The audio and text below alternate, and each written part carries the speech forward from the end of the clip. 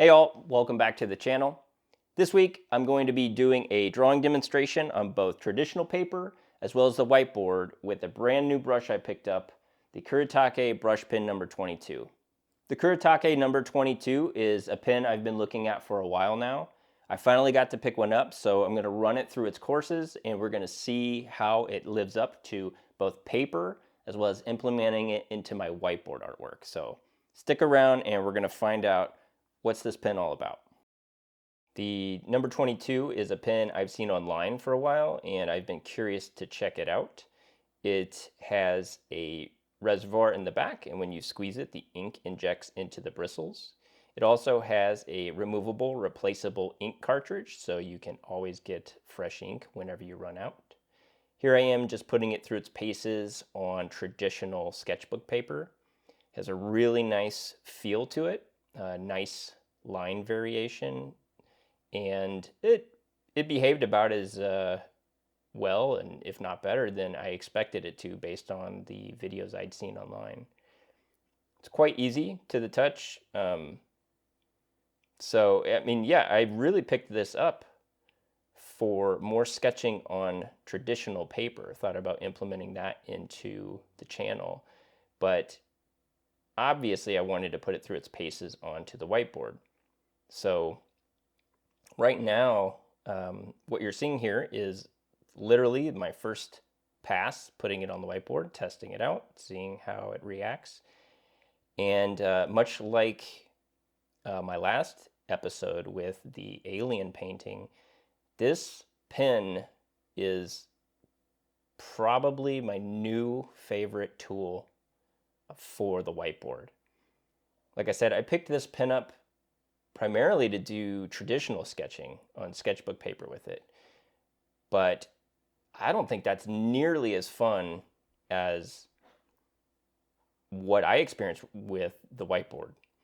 It gave me a real sense of freedom, and also something I've been looking for a while now is tone variation. I've really been looking for those mediums, the grays. So being able to shift from light to dark and give my paintings a little more mood, a little more texture, a little more feeling. I think, not that I was getting tired with the paintings I've been doing, it was just I was really trying to find more ways to get grayscale and implement it into these. And sure, you could always do it on traditional paper, but I'm exploring this whiteboard medium. So any new tool that works, I am going to champion it. And, you know, obviously the number 22 pen, a lot of artists use it for manga, and I can absolutely vouch it. Seems phenomenally fit for that. But as the experiment, this whiteboard series experiment, I really do. I love it more as a whiteboard tool than traditional just paper. I'm sure I'll play around with it some more, and I'm sure it's going to be great on paper. But I think you're seeing the results right here. Speak for themselves. It smears around. The ink doesn't dry. Like my traditional whiteboard ink that I've been using, where I only have a few seconds to lay it down, and many times it's dry on my brush before I even lift it off the board. This gives me much more time to work. And what you're seeing here is, I'm just taking a bit of paper towel and just kind of smudging, and it has this feeling of like an oil painting, mixed with traditional charcoal drawing. I don't know how to explain it, but I had a blast with this. So as the painting's been evolving here before your eyes, didn't have anything mapped out or planned as usual. The image is born out of me testing the brush through different elements and objects and textures that I want to try. So as you're seeing now, I'm playing with just seeing how it handles soft clouds and what kind of effect I can get from that, or versus these rock structures and organic grass and, you know, fields, and the sort of smudginess. Oh, man, I love it. Maybe I'll get tired of it eventually, but this is going to be implemented into my paintings going forward, for as long as I can foresee. So I started the painting with sort of the tree, I guess, just kind of playing with lights and darks, and then moved on to stone steps, onto fields, grass, and clouds. And by this point here, I decided, you know what, I'm going to go full fantasy with this. And this is where I knew sort of for the first time what the image was going to be. I wasn't really planning anything with the stairs or the tree going under there. It was just kind of, it started, the image was being informed by the mood the pen on the whiteboard was evoking for me. And I just go with it and see where it takes me. But as of there, once I cemented the Bull Terrier Stonehenge head, I was all in. I knew this was going to be an homage to my Bull Terrier, my baby boy Burton, and I wanted to do a big sort of fantastical landscape with a stone Bull Terrier head, this sort of monolithic structure where, you know, maybe this legendary Bull Terrier lives or something. But I can't state it enough. I had a real blast with the cloud work, and you know, this, any chance to get it to a drawable terrier, I'm all in.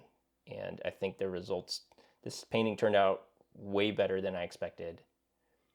And for an experiment, just going in, gonna test a pen on paper, and then winding up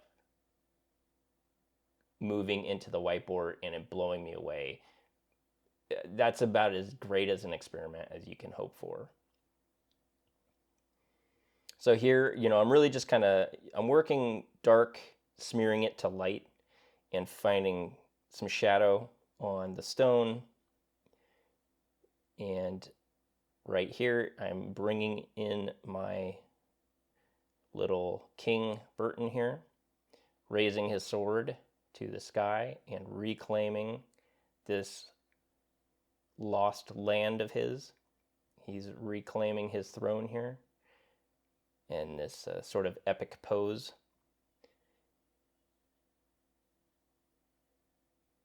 I think the you know, especially with the whiteboard, you know, getting back to doing stuff physically and testing things out on a medium I'm not 100% familiar with. I love how messy this gets. Everything's too clean these days. Everything's getting a little too clean. AI especially. Everything looks the same. This is a way to kind of get back to that messy, organic, man-made aesthetic. It has a very storybook quality to it, which is excellent. That was not, I didn't know how it was going to go at the outset. So when, you know, if you think you have a style or something, and then you run an experiment on a new tool, and your style is going to go out the window, forget it. This, I could not have expected how it would turn out. So the smeariness and just kind of working through it, really that becomes the image and informs it. So going forward, I do imagine a lot of the paintings are going to have this quality, but I'm going to try to push this brush to its limits and see, you know, what I can do with it on the whiteboard.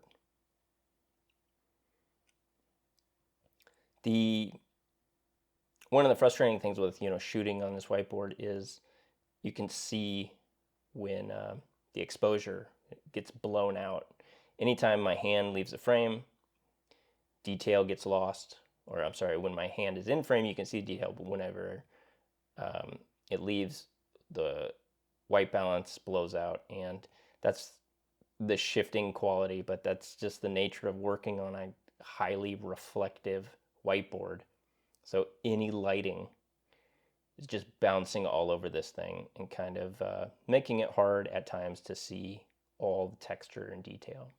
Also makes it really difficult to capture the image once it's finished. Adding in a nice little stone crown on top of here. You know, I was working it and just felt like, you know what, that crown is not big enough, not for my boy. So King Burton here, you know, you put all this time into like a crown and you just say, you know what, screw it, I'm gonna wipe it away clean and make it a bigger crown. So that's what you're gonna see here in a second is just, you know, live iteration, just wanting to make adjustments and not liking where that ear's placed, just gonna wipe it away, smudge it away. And that's where I decide, you know what, that crown needs to be a little bigger.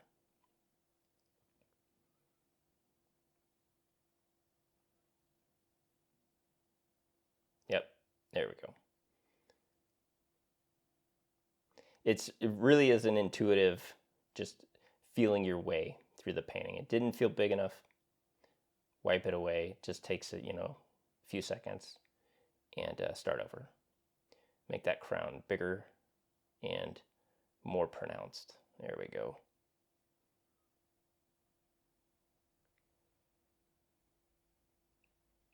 And the painting itself took only, it took about an hour, you know, normal speed.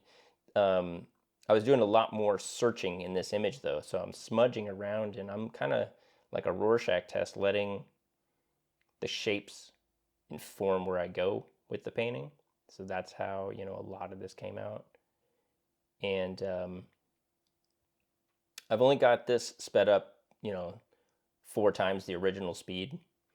I think some of my other paintings, you know, shorter, 7 minutes or whatever here or there, usually about 10 times the speed, but still always about an hour for each painting. I just wanted to sort of slow this down a little bit and showcase a little more of the pen in action. And with that, felt like the painting was good enough to call it finished, sign off, and yeah, I mean, I had a blast with this one, and I hope you guys did too.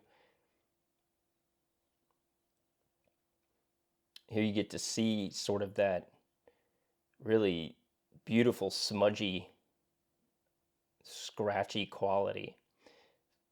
Far more evocative than the other paintings I've been working on this channel. The closest was, you know, the alien painting where that experiment with the pen started smearing. That doesn't hold a candle to this. This was the area, the coverage, the quality of the brush is everything I've been really looking for, because when you're dealing with paintbrushes and you're dipping it like a quill and putting it on the whiteboard, that eats up a lot of time. The fact that I can have this pen in hand and just go right to the whiteboard, and if the ink starts to get a little thin, I can use it as texture. I could just give it a little squeeze and I've got more ink right on tap. And I only had to squeeze the ink in this pen at the very outset of the video. So this painting, 1 full hour on the Kuretake number 22. So that does it for this week's episode. Thank you so much for watching. Hope you enjoyed this review of the Kuretake number 22, as well as the demonstration between both traditional paper and my implementation on the whiteboard. Please check out next week's episode, which is a follow-up to this one. I'll be putting the Kuretake number 22 through a little more testing with a follow-up painting. And if you like how this one turned out, tune back in for next week's episode. Thanks again for watching, and I'll catch you next week.